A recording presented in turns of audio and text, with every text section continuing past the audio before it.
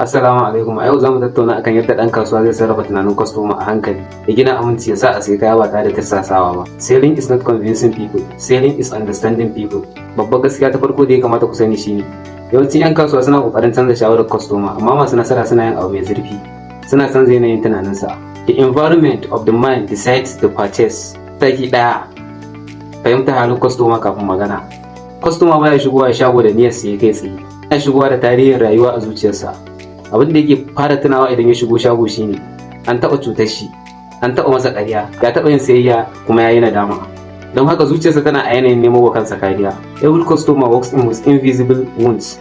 Kuskure da ya kamata 'yan kasuwa ku sani shine, kuskuren da 'yan kasuwa suke shine suna fara yaban kaya, suna fara faɗa farashi, suna gaggawa rufe ciniki.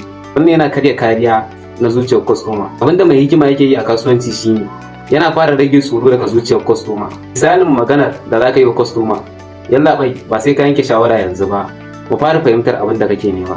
Wannan kalma kaɗai tana sauke tsoro, tana buɗe hankali, tana gina amincewa, wato trust. Mataki na biyu, akwai abin da ake kira dokar safety first a psychology. Babbar tambayar da kwastoma yake yi wa kansa a zuciya shine, ina cikin aminci a nan kuwa? When people feel safe, they listen. Idan kana canza yanayin tunani, shawara za ta canza da kanta. Misali, kwastoma ya shigo shago yana kallon kaya kuma ya shiru bai ce komai ba.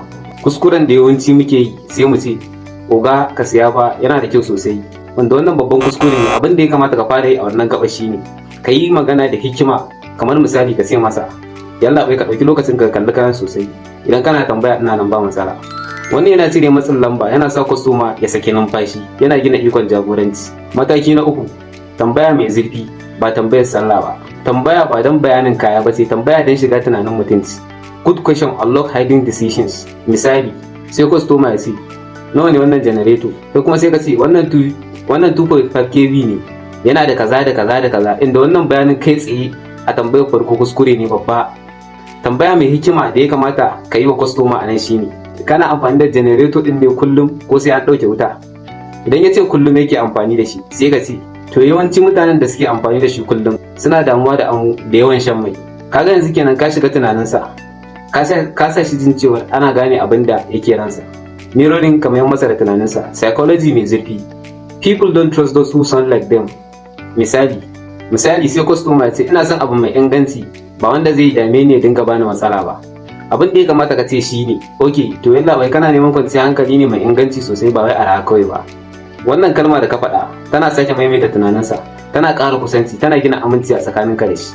Don yadda ake sa kwastoma ya yi zaɓi da kansa, babban sirrin da ya kamata ka sani, mutum baya kin shawarar da shi kansa ya yanke. Misali, idan kana da kaya guda biyu, kada ka ce wannan shine mafi kyau. Abin da ya kamata ka ce shine, a tsakanin wannan da wannan wanne kake ganin zai fi dacewa da abin da ka faɗa. Yanzu kaga a wannan gaba kenan, kwastoma ya shiga a matsayin mai ihu, kai kuma ka koma a matsayin jagora. Guidance feels better than control.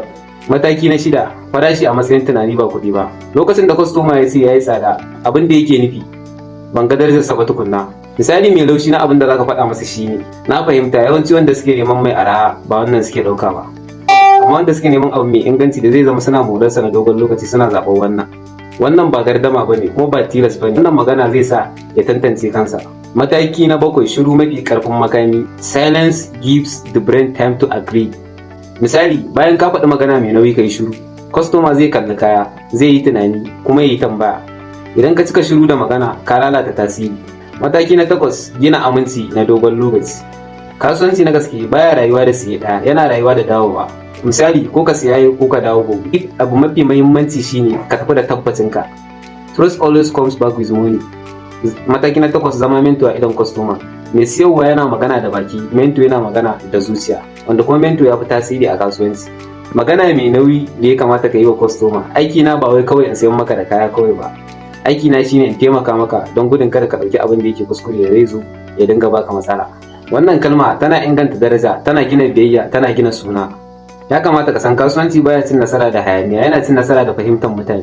If you understand people, money will understand you. Idan ka iya sarrafa tunani, ba sai ka roƙe kuɗi ko ciniki ba, za su zo da kansu. Akwai masu tambaya ta, wasu ta DM, wasu ma suna kira na waya na nake samun ilimi da dabarun kasuwanci. To a takaice amsar dai ita ce, ka kowa da kowa. Duk da cewa kasuwanci profession ɗina ne, ma'ana yana daga cikin abin da ne studying, amma wannan ba shine makasudin experience da nake da shi a bangaren kasuwanci ba.